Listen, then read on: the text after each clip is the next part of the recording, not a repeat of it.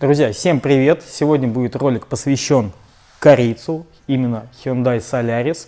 Будем говорить о стуке в задней подвеске. Ребят, сейчас мы сначала продефектуем, отдиагностируем, так сказать, откуда идет стук.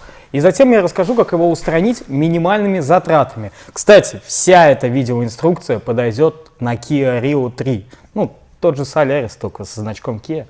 Стук сзади, соответственно, мы находимся сзади. Откроем багажник, чтобы удобнее раскачивать было. Пробуем качать.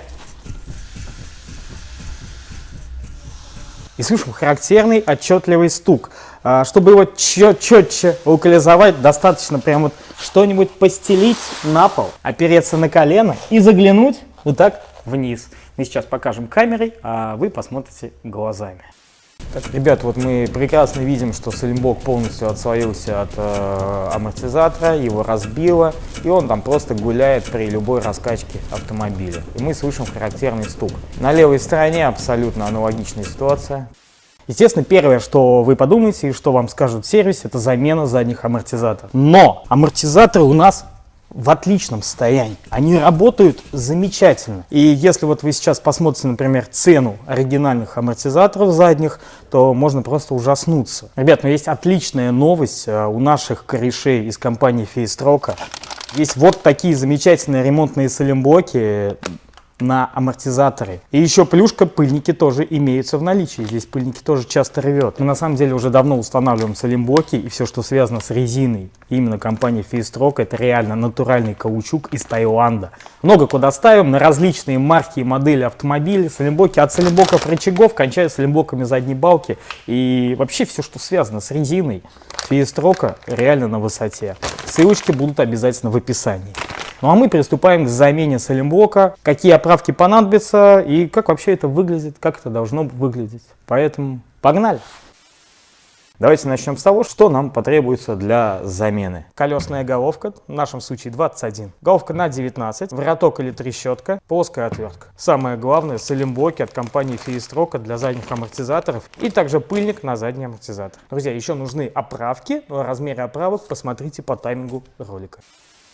Так, друзья, мы немножко переместились в будущее, потому что с Солярисом, к сожалению, есть проблемы посерьезнее, чем втулки амортизаторов задних. Послушайте, как у него работает мотор.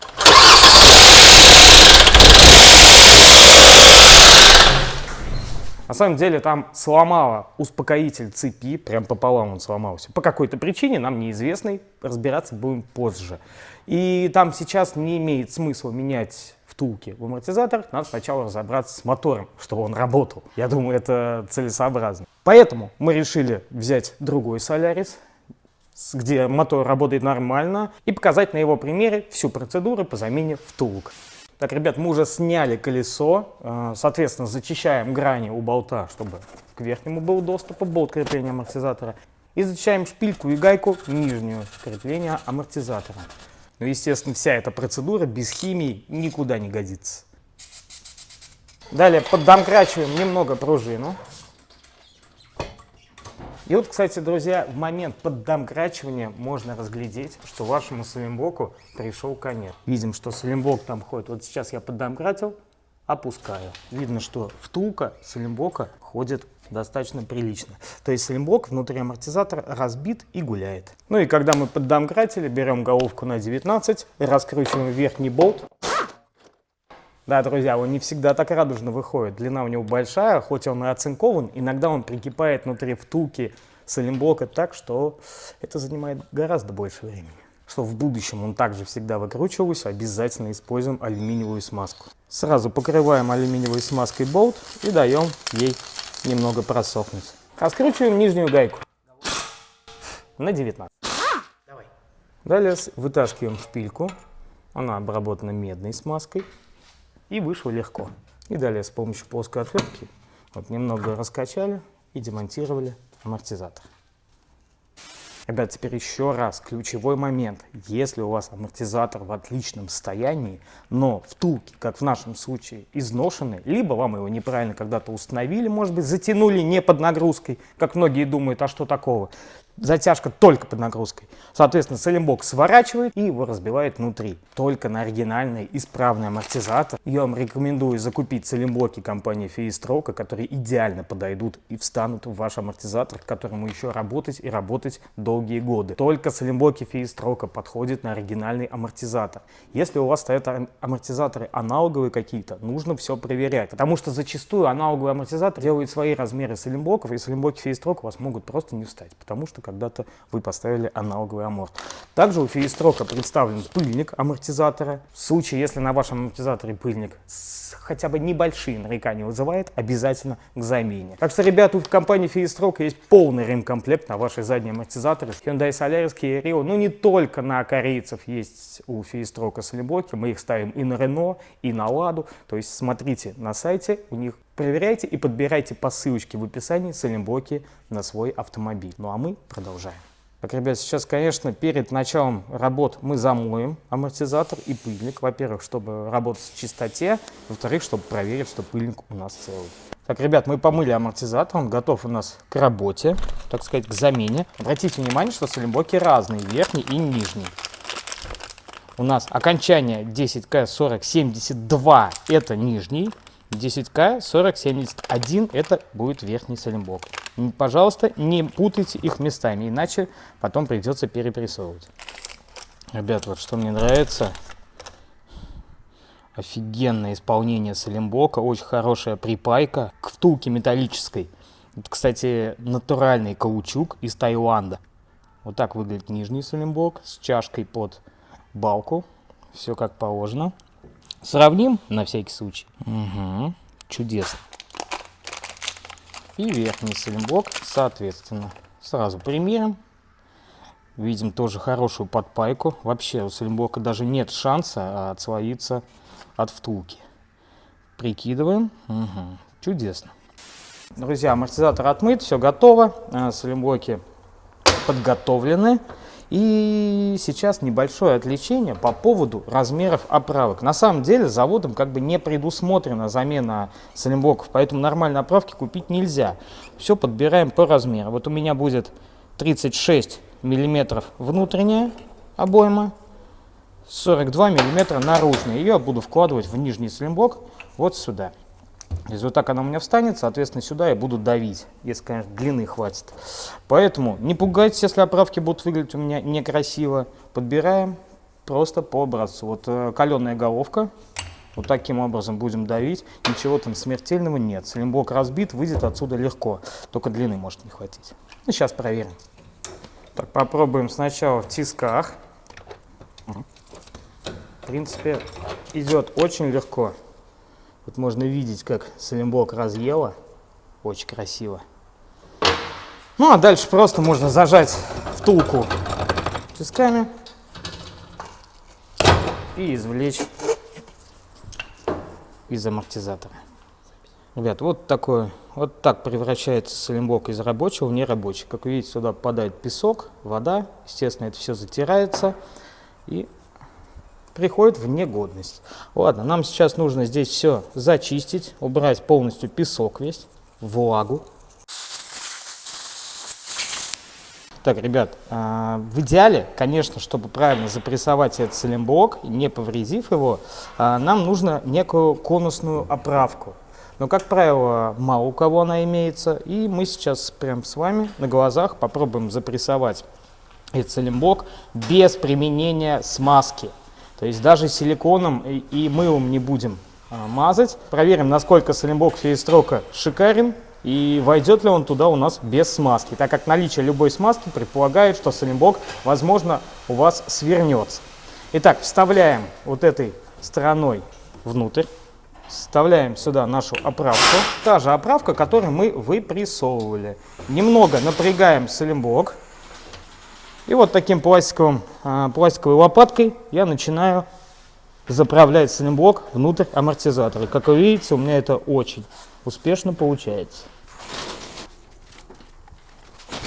Направили, поддавили, саленблок проходит внутрь на сухую, без применения спецоправок, конусов и так далее. Так, саленблок почти зашел. По идее, я его сейчас могу туда полностью уже запихнуть, но не хочу рисковать, чтобы его не надорвало. Еще немного напрягли. Чудесно идет. Каучук выдерживает нагрузку лопатки. Так, финальный аккорд. Должен саленблок у нас туда провалиться и зафиксироваться. Так, саленблок встал. Сейчас мы его немножко выправим. Угу, поиграли. Как вы видите, саленблок работает чудесно на скручивание. Он там не сворачивается. И он на месте, без смазки. Он отлично там сейчас зафиксировался. Когда мы его установим, мы еще затянем, и он еще дополнительно зафиксируется. И будет все чудесно.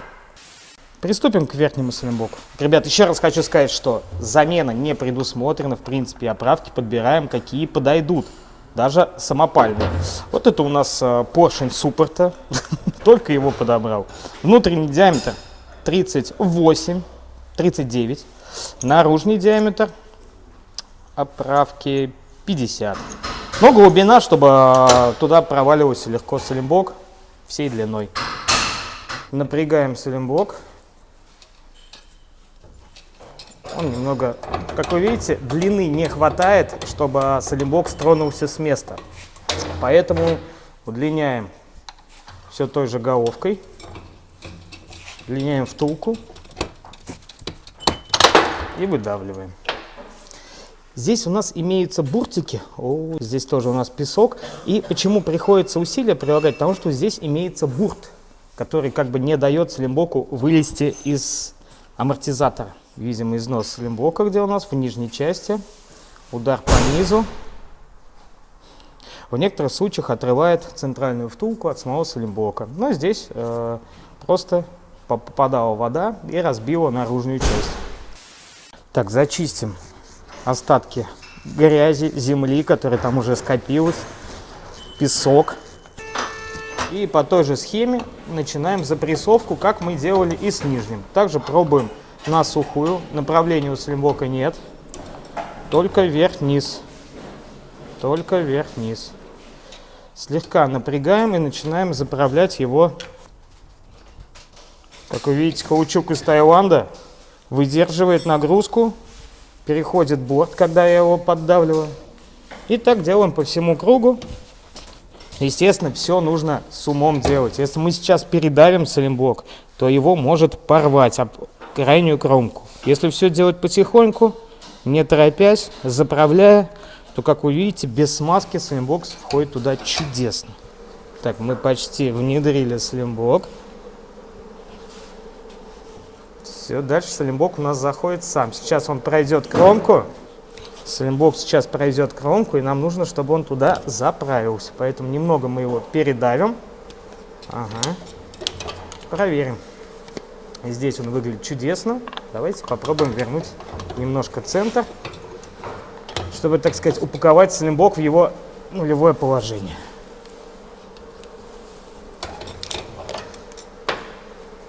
Красота какая! Чудесно! Чудесно! Ну что, ребят, саленблоки мы поменяли. Сейчас, когда поставим на машину, обязательно раскачаем и покажем, как они у нас ходят. Так, давайте, наверное, с пыльником. Пыльник у нас в идеале родной. Оставим пыльник на потом. Ну, теперь вы просто знаете, что филистрока готова к любым неприятностям по амортизаторам по задним. И также пыльник из натурального каучука из Таиланда тоже присутствует в линейке. Поэтому переходите по ссылочкам в описании, покупайте, пока это все есть, разбирайте, затаривайтесь, пригодится. Нам осталось прокачать амортизатор. Сейчас поработаем им. Прям чудесный, прям чудесно. Очень жалко, ребят, реально очень жалко. Сейчас цена на амортизаторы просто космическая. А когда он в идеале просто разбил саленблоки, лучший вариант. Лучший вариант филистрока. Погнали устанавливать. По установке особых нюансов нет, разве что затяжка у нас будет проходить уже на полностью опущенном автомобиле.